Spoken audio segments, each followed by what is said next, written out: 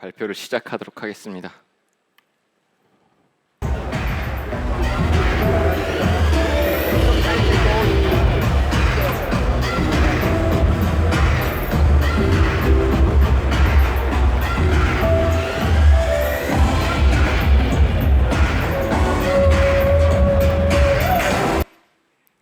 해당 영상은 AWS 리인벤트 2017년도의 영상이에요. 아마존 웹 서비스, 그러니까 아마존닷컴으로 아마존 웹 서비스가 성장하게 되고, 아마존은 전 세계 최고의 IT 회사가 되고, 전 세계 최대의 컨퍼런스를 매년마다 11월 마지막 주에 하게 되죠. 제가 이제 2017년에 오프라인 컨퍼런스에 갔다 왔을 때 찍은 사진이고, 오랜만에 오프라인 행사가 열린 만큼 저 때 에너지 뭐 그런 걸 다시 느끼고 싶어서 이렇게 한번 준비해봤습니다. 자, 발표를 그럼 제대로 시작하겠습니다. 오늘 발표 주제는 AWS로 알아보는 서비스 아키텍처의 변화와 진화입니다. 그리고 저는 LG U+의 연구위원으로 일하고 있는 송주영입니다. 먼저 철학자 아리스토텔레스가 얘기하는 설득의 3요소라는 이야기가 있어요. 로고스, 에소스, 파소스 이런 이야기인데, 로고스는 어쨌든 누군가를 설득하려면 말한 것에 로직이 있어야 되고, 스트럭처가 있어야 되고, 뭐 비교, 레퍼런스가 있으면 좀 더 설득이 쉽다는 거죠. 그리고 파소스는 감정을 공유하고 좀 더 공감하는 게 여러분들한테 더 그 설득하는 데 더 도움이 된다는 거죠. 그리고 에소스는 누가 얘기하느냐에 대한 문제입니다. 퍼스널 브랜딩이라고 하죠.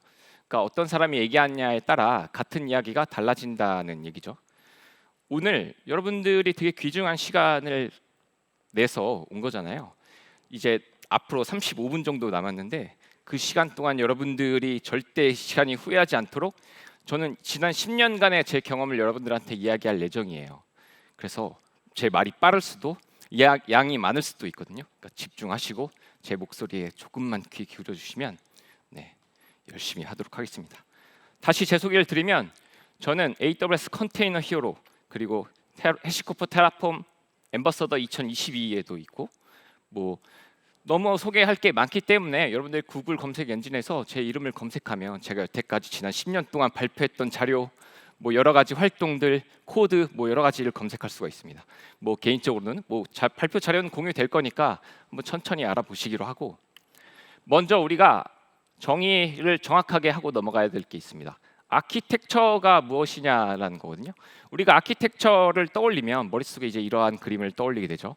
그림을 그리고 뭐 호출량이 어떻게 되고 뭐 이런 것들을 우리는 떠올린단 말이에요. 자, 그리고 이러한 그림을 그리는 사람을 소프트웨어 아키텍트라고 생각하는 경우가 많습니다. 하지만 저는 이게 좀 이상하다고 생각을 한 적이 항상 있어요. 반드시 그림이 표현할 수 있는 게 전부를 표현할 수 있는가? 뭐 이런 고민을 굉장히 많이 오랫동안 했었었죠. 그런데 마침 소프트웨어의 거장들이 마틴 파울로, 왼쪽에 리팩토링의 저자이신 마틴 파울로죠. 이분들이 아키텍처링에 정의한 내용들을 찾을 수 있었어요.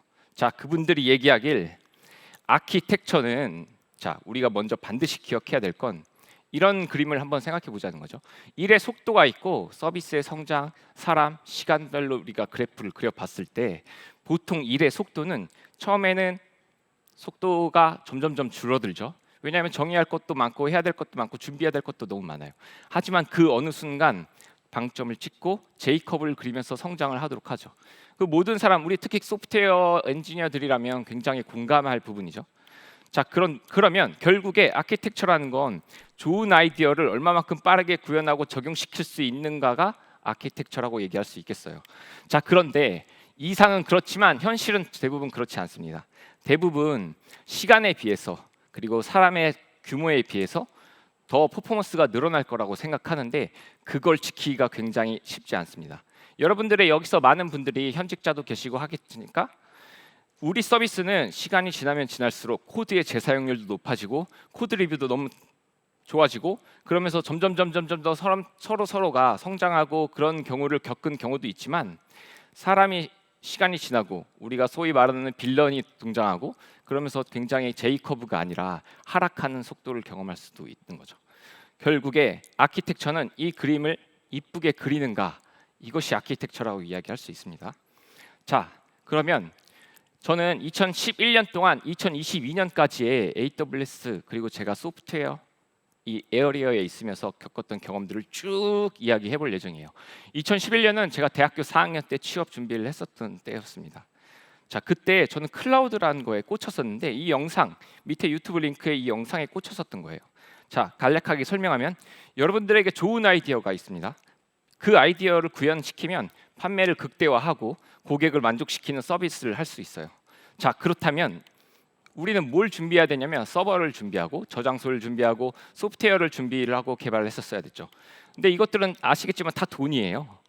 그리고 이것들을 올리려고 하는 온프리미스 IDC 센터라고 불리는 그런 것들을 하고 전력 문제 여러 가지 고려하고 냉각 문제 정말 너무 많은 것들을 고려했었어야 됐죠. 그리고 그 위에 또 소프트웨어가 올라가게 되죠. 운영 체제가 올라가고 가상 시스템이 올라가고 응용 프로그램 서버가 올라가거나 데이터베이스가 올라가거나 여러 가지 솔루션들이 올라가게 됐죠. 그리고 그에 따른 모든 전문성을 가지는 엔지니어들도 필요했었습니다. 그리고 그런 엔지니어들끼리 커뮤니케이션 하는 건 굉장히 고통스러운 이야기였어요. 개발자들과 이런 온프리미스 센터를 운영하는 엔지니어들은 커뮤니케이션이 굉장히 힘들었거든요. 이렇게 하면 안 된다. 우리는 이렇게 하고 싶다. 항상 커뮤니케이션이 힘들고 그렇게 해서 소프트웨어 엔지니어, 좋은 소프트웨어 엔지니어를 정의하면 커뮤니케이션 이야기가 나온 게 그것 때문이었었죠. 그래서 데브옵스란 이야기도 나오게 되죠. 자, 그런 또 문제는 이런 것들을 또 시간이 지나면 소프트웨어 발전 속도는 정말 갈수록 빨라지니까 응용 프로그램 서버를 업그레이드하거나 우리가 디플로이먼트를 하게 되면 단순히 자바를 업그레이드 한다고만 해도 굉장히 많은 공수가 들었습니다. 그리고 자칫하면 서비스가 중단하고 장애가 발생하는 상황이 발생했죠. 자, 2011년에 제가 만들었던 PPT를 그대로 갖고 왔었어요. 그때는 이제 클라우드가 여러분들이 모두 아는 AWS, GCP, 마이크로소프트 애저 같은 게 지금은 굉장히 대중적이지만 당시에는 대부분의 사람들이 모르고 있었죠. 그래서 클라우드 컴퓨팅이 무엇이다 뭐 이런 이야기를 하고 아마존 닷컴이라고 우리는 아마존을 굉장히 많이 알고 있고 특히 일반 사람들 AWS는 B2B 서비스니까 아마존 웹 서비스를 모르는 경우도 많죠. 하지만 아마존은 이러한 변화를 하고 진화함으로써 전 세계 최고의 회사 중 하나가 됐죠. 자, 2012년에 제 커리어의 이제 첫 스타트를 끊게 됩니다. 저는 이제 2012년에 삼성전자에 입사를 하게 됐는데 운이 좋게도 2012년부터 AWS를 접할 수 있는 기회가 생겼어요. 생각보다 가장 기술을 빨리 접하고 해외의 최선도 앞에서 기술을 거칠 수 있고 공부할 수 있는 곳이 엔터프라이즈 회사거든요. 그래서 그 당시 최신 기술이었던 2012년에 AWS 담당자가 돼요. 그때는 AWS라는 서비스가 지금은 셀 수도 없는 서비스가 많습니다. 더 이상 개수를 카운팅하기가 너무 어려워요. 뭐 200개, 180개, 190개, 내일도 한 개가 더 늘어날 수 있고 다음 주에는 5개가 늘어날 수도 있거든요. 근데 그 당시에는 VPC, EC2, ELB, S3, 라우트 53 같은 굉장히 기본적인 서비스만 있었던 때예요. 그래서 2013년은 이러한 AWS를 공부하는 것들을 합니다. 당시의 아키텍처라고 불리는 것들은 대부분의 3티어 아키텍처였죠. 아파치가 굉장히 인기 있는 소프트웨어였고, 그러니까 미들 로드 밸런서 역할도 하고, PHP 언어도 굉장히 활성화될 때였어요. 마이스QL은 뭐 지금이나 그때나 뭐 굉장히 인기 있는 툴이고 이게 이제 ELB가 대체하고 뭐 톰캣도 사용하게 되고 이러한 것들을 공부하고 파고 뭐 소스 코드를 분석하는 일을 잘한다 뭐 내지는 멋있어 보였기 때문에 막 이런 것들을 막 했었어요. 그래서 제가 결국에 2013년에 해왔던 일들은 뭐 AWS 설정이 어때요? 뭐 하다 보면 브라우저에 서버가 뜨지 않아요. 아까는 됐었는데 이상하게 지금은 안 돼요. 그대로 따라했는데 안 됩니다. 통신이 안 됩니다. 이러한 트러블슈팅 하고 설정하고 이러한 것들을 혼자서 공부하는 일들이 대부분이었어요. 그 되게 재밌었습니다. 하지만 되게 신기한 건 제가 그런 업무를 했을 때 당시만 하더라도 저에게 그게 행운이라고 얘기하는 사람은 단 한 명도 없었어요. 너 오퍼레이션 그만두고 다른 일을 해라. 미래가 없어. 이런 이야기를 들었었던 거죠. 하지만 재밌었기 때문에 그냥 했어요. 그리고 뭐 여러 가지를 깨닫는 순간들이 오게 됩니다. 98% 이상의 확률로 무엇인가 잘못 선택한 거지 시스템이 문제가 있는 경우는 굉장히 극소했다는 거죠. 그러니까 인간이 문제지 도구가 문제인 경우는 거의 없었었죠. 자, 2014년에는 이런 게 재미가 막 들어서 오픈 소스들을 구축하고 이해하고 서버에 올려보고 하는 일들이 대부분이었습니다. 당시에 뭐 아파치, 톰캣, 마이스큐엘, 그레이로그2, 엘라스틱서치, 클러스터FS, HA 프록시, 엔진엑스, 네이버의 핀포인트, 그리고 레디스 여러 가지들을 직접 설치하고 HA를 구성해보고 뭐 백업 모델을 구성해보고 정말 수없이 많은 오픈 소스들을 막 하고 올리는 막 경험들을 했었어요. 역시 재밌었죠. 재밌었고 이러한 것들이 되게 내 실력에 보장이 되고 내 값어치를 올려준다고 생각을 해서 열심히 했었습니다. 그래서 2015년에 AWS 컨테이너 데이라는 우리나라의 첫 번째 행사가 열려요. 그래서 그때 뭐 발표 기회도 얻고 해서 도커에 대해서 뭐 발표도 하고 우리의 도커의 활용 사례 이런 것들을 막 발표하기도 했었었죠. 그때는 이제 지금은 완전히 대세가 된 너무나 유명한 쿠버네티스 같은 것들이 일반적이지는 사실 않았습니다. 2015년, 14년 때만 하더라도 결국에 저를 사람들이 가장 인정해줬던 게 당시에 트러블 슈팅하는 능력이었어요. 그러니까 전통적인 시스템 엔지니어가 하는 역할인 트러블 슈팅하는 게 제가 가장 자신 있는 일이었고 로드 테스트를 하면서 성능을 측정하고 이러한 것들이 정말 너무너무 재밌었고 이제 파이어 파이터처럼 일을 했었죠. 문제가 생기면 빨리 고치고 그게 내 문제든 다른 사람의 문제든 막 그런 것들이 재미있고 인정받아서 너무나 재밌었습니다. 자, 그리고 그렇게 어느 정도 실력을 막 인정받고 하다 보니 엄청난 과제가 떠안게 됐습니다. 2016년에 삼성의 IoT 플랫폼을 기획하고 이제 설계하고 만드는 프로젝트가 진행이 되고 단순하게 생각했을 때 삼성전자의 어플라이언스 핸드폰들이 접속하고 IoT를 운영하는 서버의 규모를 한번 생각해 보자는 거죠. 삼성전자에서 매년 핸드폰이 3억에서 4억 대 정도가 나가겠습니다. 전 세계에. 그러면 세탁기, 뭐 에어드레서 뭐 등등등 여러 가지의 가전들이 소통하는 그러한 서버의 크기가 도대체 얼마나 크기를 상상을 못 한다는 거죠. 그러한 프로젝트를 이제 데브옵스 엔지니어로서 제가 이제 합류를 하게 되죠. 그리고 당시에 결국 그러한 거를 구현을 하려면 MSA는 선택이 아니라 필수였습니다. 이거는 이 그림은 그 아마존닷컴의 아키텍처라고 여러 가지로 알려져 있어요. 그리고 삼성 스마트띵스 역시 당시에는 150개, 저는 이제 퇴사를 했으니까 지금은 한 250여 개로 이루어진 마이크로 서비스로 이루어져 있어요. 뭐 트래픽 뭐 제가 있을 때에도 측정하지 않았습니다. 왜냐하면 그냥 많은 거니까, 엄청 많으니까. 그런 거를 저규모의 인원으로 몇 명 안 되는 사람으로 그러한 엄청난 거대한 서비스를 운영하려면 여러 가지 뭐 철학이나 방법론 등을 막 다 했었어야 됐어요. 그래서 뭐 인프라스트럭처 에즈 코드도 도입을 했었죠. 우리가 이제 아실 수도 있는 혹은 모르실 수도 있는 테라폼이라는 솔루션도 이제 2016년부터 막 공부를 하고 코드를 만들고 GitHub에 올리고 자동화하고 뭐 그런 것들을 반복적으로 찍어내고 효율을 높이는 작업들을 했었죠.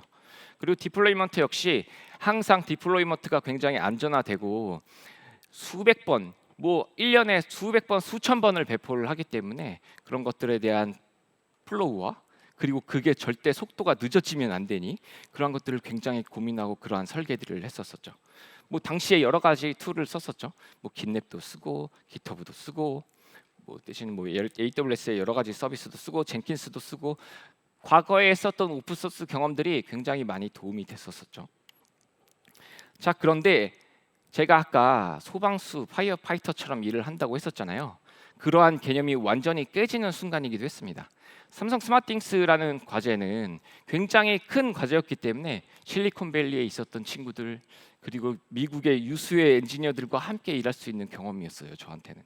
그래서 그 친구들이 구현하고 있는 것을 보아하니 저처럼 세팅하고 올리고 뭐 그렇게 하는 게 아니라 굉장히 철탄한 철학과 굉장히 방법론을 철저하게 해서 정말 완벽하게 타이트하게 구성을 하는 거였죠.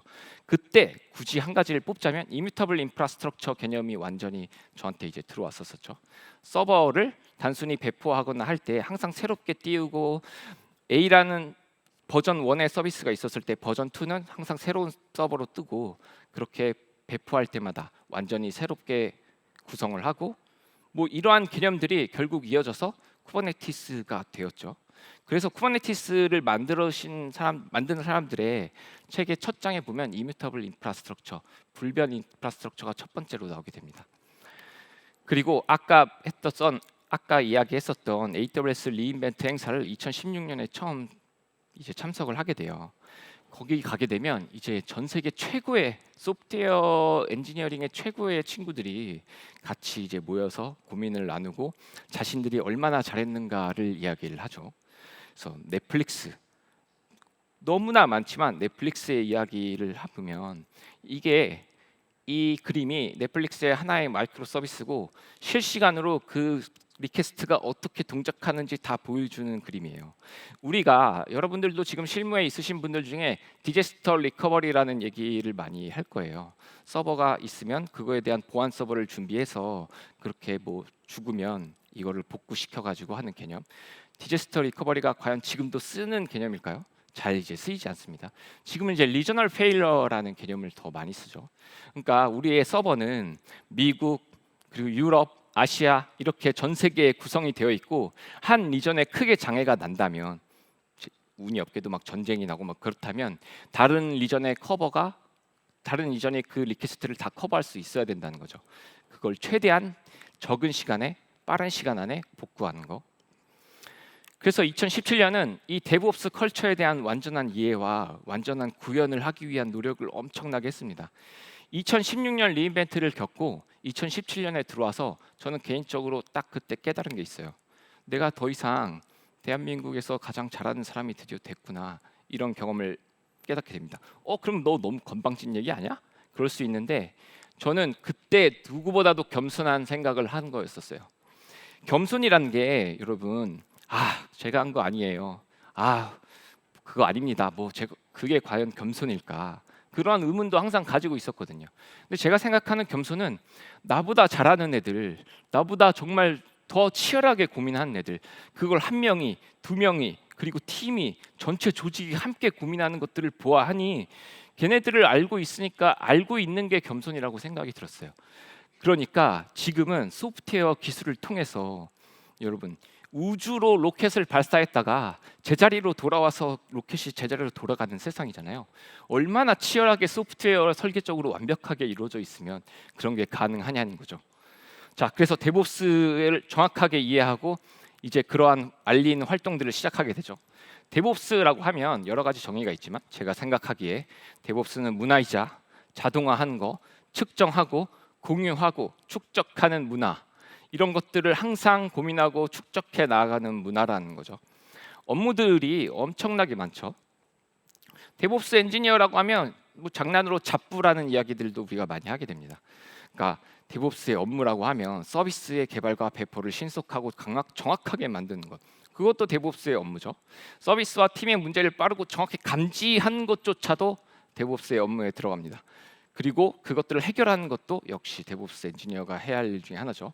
그리고 장애를 최대한 빨리 감지하고 해결하는 것 역시 유연하고 신뢰할 만한 아키텍처, 워크플로우를 만드는 것까지 역시 데브옵스 엔지니어가 할 수 있는 일이죠. 그리고 데이터에 기반한 의사소통을 할 수 있게 데이터 엔지니어들과 협업한 것도 데브옵스 엔지니어의 역할이죠. 자, 그러면 거대한 시스템들을 그런 거를 데브옵스 문화를 어떻게 잘 적용하는가? 그러한 방법론 내지는 소프트웨어 철학들이 있겠죠. 그래서 정리를 해보면 우리가 소프트웨어 사이클에서 소스 코드부터 프로덕션까지 나가는 수없이 많은 단계들이 있습니다. 레포지토리 자동으로 라이브러리 매니저를 관리해서 시큐리티 검사도 하고 라이브러리의 버전 관리도 하는 것들도 들어갈 수 있고 그 사이에서 시큐리티 검사도 하고 그것도 측정할 수 있죠. 누가 코드를 얼마만큼 기여했고 누구의 코드가 핵심 코드이고 우리 중에 잘하는 사람이 누구이고 이런 것들도 이제 측정의 대상이니까 빌드할 때도 CI 툴즈도 보통 대부분 얘기할 수 있죠. 지금은 GitHub 액션, 서클 CI, 트래비스 CI, AWS 코드 빌드 여러 가지 서비스들이 있습니다. 역시 이것도 빌드는 얼마만큼 걸리고 우리는 배포를 얼마만큼 하는지 항상 측정의 영역이 들어가 있죠. 그리고 테스트도 단순히 테스트를 하는 게 아니라 테스트의 과정을 모두 테스팅 에즈 코드, 이제 코드로서 테스팅을 하고 이제 신태틱 모니터링하고 테스트 자동화하고 모든 것들을 다 오토메이트하는 노력을 막 집어넣는 거죠. 디플로이먼트 할 때도 똑같습니다. 디플로이먼트 애즈 코드라는 개념을 집어넣어서 우리가 지금 배포하는 게 어떤 버전이며 어떤 인스턴스 타입이며 어떤 시큐리티 그룹에 붙을 것이며 정말 세세하고 다양한 것들을 측정하고 역시 기록하는 문화를 가진 것들을 하죠. 수없이 많은 방법론 중에 이제 내가 좋아하는 형태를 만들고 하는 일들을 했죠. 자, 프로덕션에 나가도 끝이 아니죠. 우리가 모니터링도 굉장히 고도화해야 됩니다. 결국 모니터링을 잘 해야 신뢰할 수 있는 서비스를 만드는 거죠. 제가 굉장히 재미있는 얘기 중에 하나가 우리가 여러 가지 서비스를 만들 때 여러분들의 현업을 하고 계시면 점검이라는 걸 할 거예요. 점검. 특정 0시부터 2시까지 우리는 지금 서비스가 있습니다. 우리 지금은 서비스가 안 돼요. 이런 점검 메시지를 걸죠. 여러분 유튜브가 점검 거는 거 보셨나요? 구글이 점검 거는 거 봤을까요? 점검은 더 이상 이제 또 선택의 영역이 아닌 걸로 이미 해외는 너무 오래전에 넘어갔어요. 점검하지 않습니다. 장애가 일어날지언정 절대 점검하지 않고 모든 걸 다 무중단 마이그레이션 했으면 했지 그런 것들을 하지 않죠. 이러한 과정을 겪는 게 과연 그냥 서류적인 작업이 아니죠. 제 이제 깃허브에 지난 3년간의 기록들이에요. 1년에 3,000개, 4,000개, 수십만 라인씩 1년에 넣는다는 거죠. 그게 왜냐하면 모든 부분을 코드로 하고 코드로 올리는 게 구현이자 문서화이자 어프로벌 시스템이라는 거죠. 그렇게 모든 것들을 구현하게 되면 이제 열심히 할 수밖에 없죠. 자, 2018년에 와서 이 어마어마한 시스템 IoT 플랫폼을 구축을 해놨더니 전혀 다른 문제가 터지게 됩니다. 옆에 있었던 어카운트, 같은 어카운트로 움직이는데 그 어카운트가 박살나게 돼요. 자, 박살난 경위를 보면 수많은 IoT 기기가 리퀘스트를 통해서 왜냐하면 핑 체크를 해야 되거든요. 8분에 한 번씩 전 세계 수천만 대의 기기에서 8분에 한 번, 그리고 온도가 바뀔 때마다 여러분의 냉장고가 열렸다가 닫힐 때마다 리퀘스트를 서버에다가 보내게 된단 말이에요. 왜냐하면 그것들이 여러분들이 전력량을 체크할 수 있거나 여러분들의 도움이 될 수 있는 서비스를 만들기 위하려면 역시 데이터를 쌓아놓고 뭘 우리가 잘 해야 되는지 알아야 되기 때문이죠. 그렇게 리퀘스트를 엄청나게 쏟다 보니 어카운트 시스템이 망가지기 시작합니다. 자, 그러면 리젝트 하게 되겠죠. 커넥션 타임아웃이 하거나 어떤 503 에러를 뱉는다거나 504 에러를 뱉어내게 되겠죠. 자, 그러면 기기 입장에선 계속 데이터를 축적하고 리트라이 하는 걸 쌓아놓기 시작합니다. 그리고 계속 보내게 되죠. 그리고 이제 이러한 패턴을 리트라이 스톰이라고 불러요. 그러니까 수많은 리트라이 로직이 쌓여가지고 한 번에 마치 디도스 공격처럼 들어오는 거죠. 그러면 몇 시간당 과연 트래픽이 얼마나 되나요? 그 정도의 양이 얼마나 되나요? 얼마만큼을 다루는 건가요? 라는 건 이따가 다시 한번 얘기해 볼까 해요. 그래서 문제를 어카운트 서버의 문제가 무엇이냐 해서 당시에 삼성전자 내에서 과연 이걸 해결할 사람이 누군가 해서 막 사람들을 조직하게 됩니다. 그래서 그 문제를 이제 해결하는 시도가 되죠. 결국 문제는 온프리미스 센터에 있었던 거의 문제였어요. 우리가 IDC 센터는 캐파가 한계가 있고 유연하게 늘어나지 않는다는 거죠. 우리가 클라우드를 하면 클릭만 누르면 서버가 생성되지만 온프리미스는 그렇게 할 수가 없잖아요. 자동화하기도 힘들고 소프트웨어적인 철학과 방법론을 넣기가 굉장히 힘들다는 거죠. 자, 그런데 삼성 어카운트 유저는 당시에 8억 8천만 명을 가진 어카운트였어요. 아까 말씀드렸죠. 점검은 선택사항이 아니에요. 무중단 마이그레이션을 하는 계획이 합니다. 그리고 정확히 계산에 따르면 우리가 정확히 한 1년 내지는 10개월이 지나면 온프리미스 센터의 최대 한도가 넘어서서 우리는 전면 장애를 겪을 것이다 였어요. 아직도 기억나는 게 2018년 5월에 장애가 난 게 처음에 저희 합류의 시작이었거든요. 당시에 삼성 어카운트가 장애내면 삼성페이도 장애야, 삼성 헬스도 장애야. 그리고 그러한 대기업들은 정부 기관들이랑 엄청나게 연결이 되어 있습니다. 그럼 정부 보고해야 돼, 어디까지 보고해야 돼, 전체 대한민국 전체가 흔들흔들하는 느낌을 가질 수 있죠. 그때 어쨌든 22주 만에 성공하게 됩니다. 그때 제가 느꼈었던 걸 보면 기술 부채, 분쟁, 그리고 절대 가만히 있거나 지금 당장의 문제만 해결해서는 절대 해결되지 않는다는 걸 깨닫게 되죠. 자, 이거를 표현하려고 팔각형을 한번 그려봤어요. 자, 보면 우리가 하는 일, 코드를 생성하든 누구를 서포트하든 어떤 일을 한다는 거를 한번 생각해 보자는 거죠. 어떤 일은 우리한테 완전히 도움되는 일일 수 있습니다. 그리고 지금 당장엔 도움되는 일이 아니어도 나중에 도움되는 일일 수도 있죠. 그리고 지금 당장 괄목할 만한 효과가 없더라도 천천히 도움되는 일들이 있죠. 그리고 의미가 없는, 저는 이제 옆으로 가는 일이라고 생각하는데 전혀 우리 시스템에, 우리 비즈니스에 영향이 전혀 좋은 역할도 나쁜 역할도 없는 그러한 일들도 있죠. 그리고 심지어 점점 망가져가게 하는 솔루션들도 있습니다. 그러니까 내가 코드를 지금 잠깐 힘들어서 넣었었던 코드가 지금은 괜찮았지만 나중에 부채로 돌아온다는 거죠. 그러니까 결국에 제가 느낀 건 이 부채 관리를 얼마만큼 타이트하게 하느냐, 이게 이 글로벌 서비스, 큰 서비스를 만들어 나가는데 굉장히 중요한 요소를 깨닫게 됐죠. 결국 앞에서 얘기했던 아키텍처의 그림을 완전한 제이커브 가속도를 그리려면 항상 우리는 부채에 대해서 생각하고 리팩토링을 항상 생각해야 된다는 거죠. 재밌는 건 아까 말씀하신 마틴 파울러 분이 1990년대에도 2000년대에도 2010년대에도 했었던 이야기인 거죠. 이거는 유산처럼 계속 쌓아졌던 얘기예요. 기술은 항상 새롭게 등장하는 게 아니라 계속 유산처럼 사람들의 노력이 만들어지고 배움과 나눔을 통해서 만들어진다는 거죠. 아키텍처라는 건. 자, 그리고 2019년에는 더 이상 과연 내가 10억 명 이상의 서비스, 대한민국에서 10억 명 이상의 서비스, 200개 이상의 무너진 마이크로 서비스보다 더 큰 걸 할 수 있을까? 더 이상 할 수 없을 것 같았어요. 자, 그래서 그러면 과연 내가 들어가서 그 회사를 바꿔놓고 성장에 기여할 수 있고 전체 팀을 성장시킬 수 있는가에 대한 도전을 한번 해보자였고, 대한민국에 이제 핫한 곳이 어디인가 이제 뒤지기 시작하죠. 그때 이제 했었던 곳이 이제 하이브의 위버스 컴퍼니라는 곳이었습니다.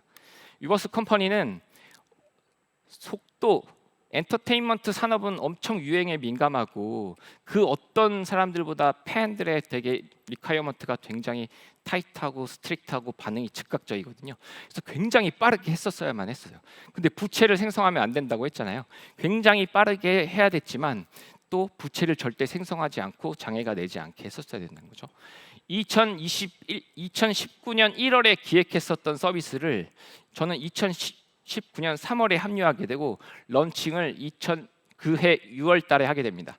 그러니까 기획부터 개발까지 전부 다 나가고 300만 유저를 채우고 매매 이후 700만을 채울 때까지 1년이 걸리지 않아요. 자, 왜 그랬냐면 BTS 때문이죠. 네. 이제 제가 이제 거기 회사에 퇴사를 하면서 저에게 이제 남은 BTS 때문이죠. 그래서 그러한 트래픽 패턴을 보면 이러한 트래픽을 막 받게 됐었어요.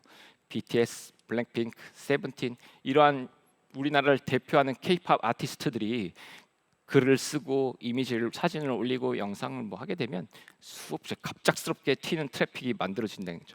이러한 것들을 해결하려고 엄청난 고민을 했었죠. 역시 자동화하고 코드 기반으로 하고 어떻게 하면 내일이 나아질까 고민하는 거, 그런 것들을 고민하게 됐습니다. 자, 이 트래픽을 보면 1000만 정도 되죠. 분당 1000만, 970만 정도가 가장 많이 받았었던 거였거든요. 그리고 2019년에 저는 이제 AWS 컨테이너 히어로가 됩니다. 지난 경험이.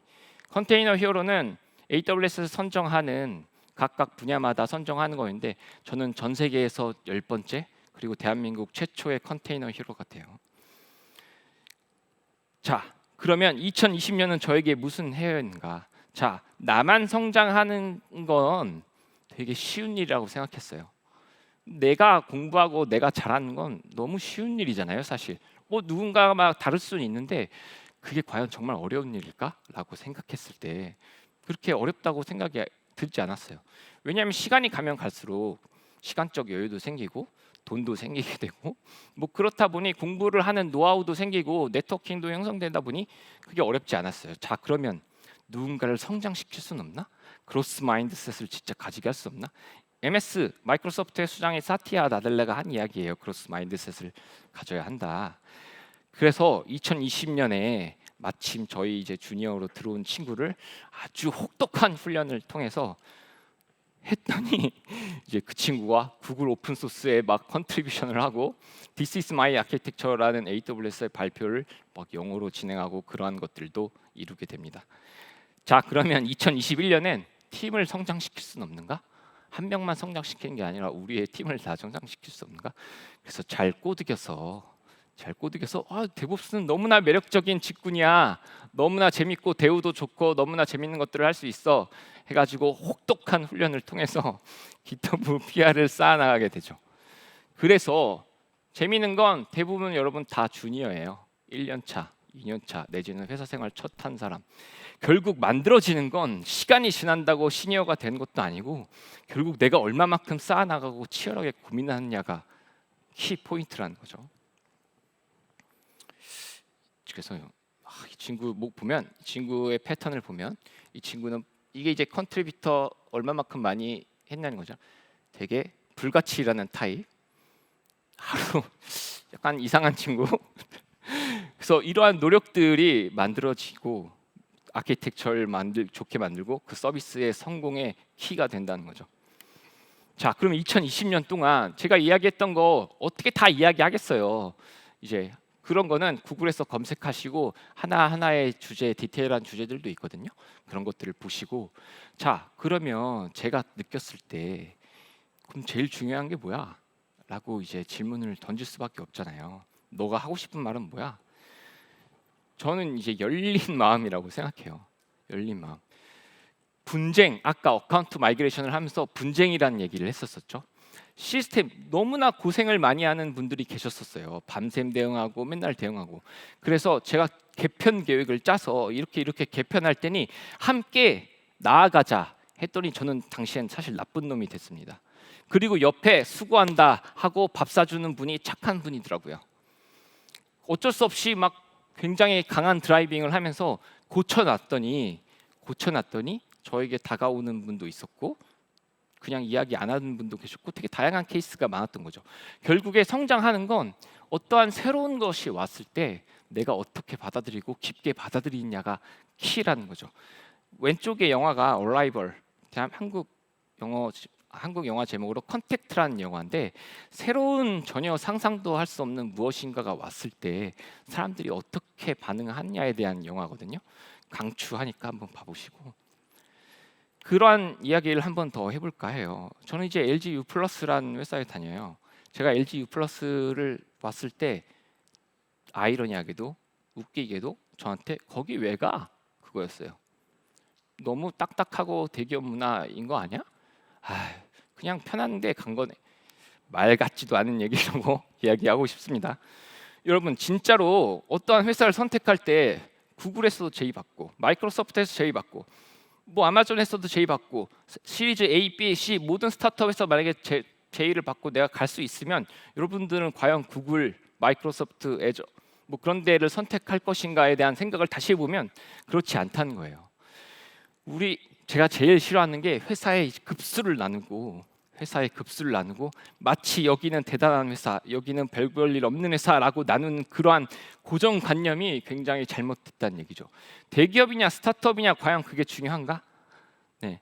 과연 내가 거기서 무엇을 바꿔내고 사람들이 더 나아지게 만들 수 있는 게 중요하고 어떠한 의미 있는 서비스를 만드는 게 중요한 거지 뭐 그런 건 중요한 게 아닌 거예요. 그리고 배울 수 있는 곳이면 좋고 누군가에게는 내가 뭔가 하고 싶은 일들, 내가 해보고 싶었던 일들, 재밌는 일들을 하는 게 키포인트라는 거죠. 자, 그래서 대기업 가면 뭐 부품이 돼서 일을 한다? 아닙니다. 어떻게 보면 기술을 가장 빨리 만날 수 있고 전 세계의 엔지니어들을 만날 수 있는 게 대기업일 수도 있어요. 그럼 스타트업은 무조건 나쁘냐? 꼭 그렇지도 않죠. 스타트업은 빠르게 움직일 수 있고 사람들끼리 좀 더 가깝게 일할 수 있는 장점도 있죠. 뭐 그거에 두 개의 모든 장점을 가진 회사들도 있을 겁니다, 분명히.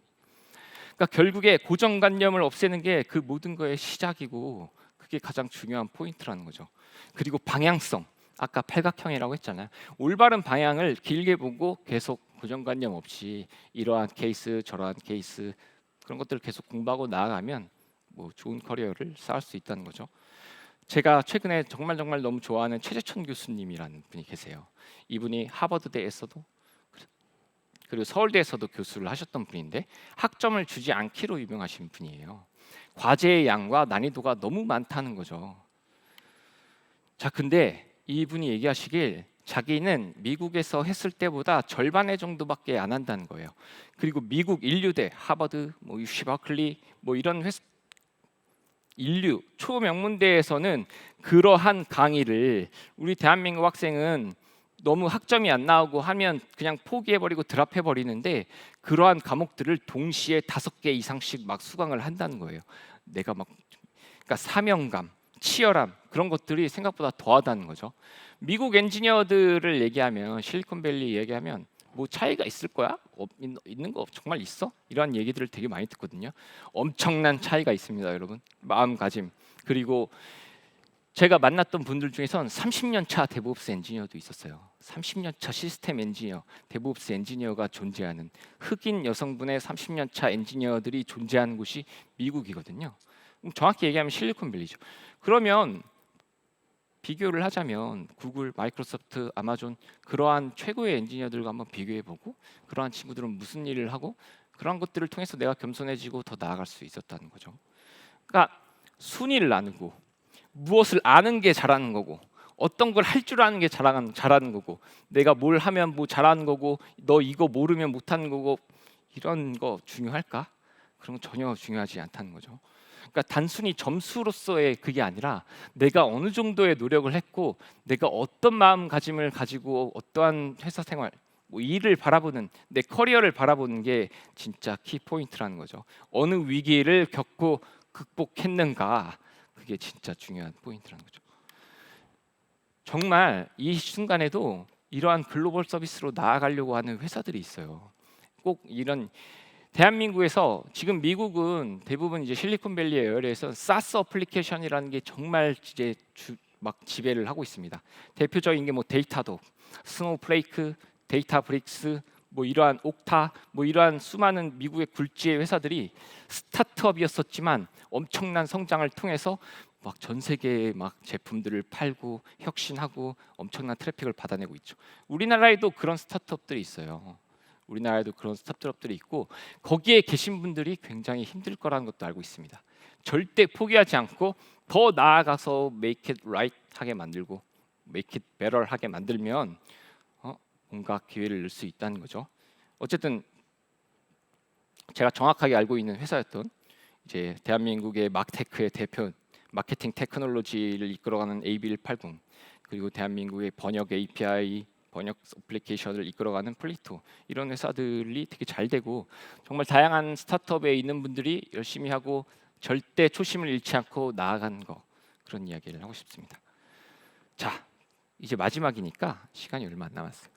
여러분 지난 3년이 어떠셨냐고 제가 물어보고 싶어요. 저는 너무 힘들었거든요. 2017년도부터 활동을 해왔었는데 이렇게 만남이 없었던 것도 힘들었고 코로나가 우리들에게 이제 얼마나 힘들었냐는 거죠. 그래서 아까 최재천 교수님이 기후 변화에 대한 이야기도 하는데 그런 영상도 꼭 봐보시길 바랍니다.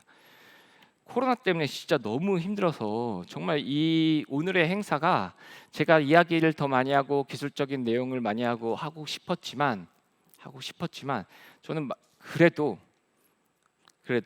오늘만큼은 마지막은 지금 여러분들이 그 자리에서 노력하시는 거 그리고 여러 군데서 포기하지 않고 공부하고 발전해 나가려고 하는 우리 소프트웨어 엔지니어들의 그 코어 그런 것들을 잊지 마시고 하겠다는 거예요. 절대 제가 이제 11년밖에 일하지 않았지만 어쨌든 대한민국에서 열심히 하고 대표하는 엔지니어 중에 한 명으로서 서 있겠다는 거죠.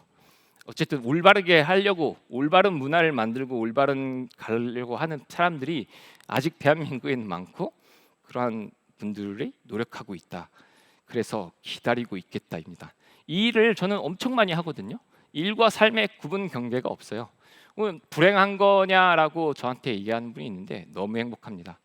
어떻게 안 행복하겠어요. 전 세계 최고의 막 엔지니어들과 이야기를 해보고 의견을 나누고 네? 아마존의 CTO 분과도 얘기하고 아마존의 뭐 대표 앤디 제시 같은 사람들과도 막 포옹도 한번 해보고 어떻게 안 행복하겠냐는 거죠. 얼마나 뿌듯하고 얼마나 재밌고 얼마나 하겠냐는 거죠. 그래서 제가 오늘은 기다리고 있겠다 이야기입니다. 자, 마지막으로 제가 하고 싶었던 건 코로나지만 여태까지 우리 코로나 때문에 거리두기하고 스킨십도 못하고 지금도 막 자리 떨어져서 했어요. 지금 오늘도 막 못하겠죠. 하지만 오늘만큼은 여러분 주먹 인사라도 여러분들과 함께 에너지라도 힘들었던 거 있으면 저한테 주십시오. 감당할 수 있으니까 저한테 주시고 내버려 두고 여러분들의 회사로 들어가셔서 같이 혁신하는데 개발하는데 재미를 느끼고 같이 혁신하자는 이야기입니다. 제가 오늘 그래서 손세정제 한 600개 정도를 준비했어요. 그래서 같이 우리 다 강제는 아니지만 만나면 주먹 인사라도 뭐 간단하게 악수라도 뭐 포옹까지 가능하신 분 하시고 그러한 시간을 제가 나가면서 즐겼으면 좋겠습니다. 자, 발표 여기까지였습니다. 감사합니다.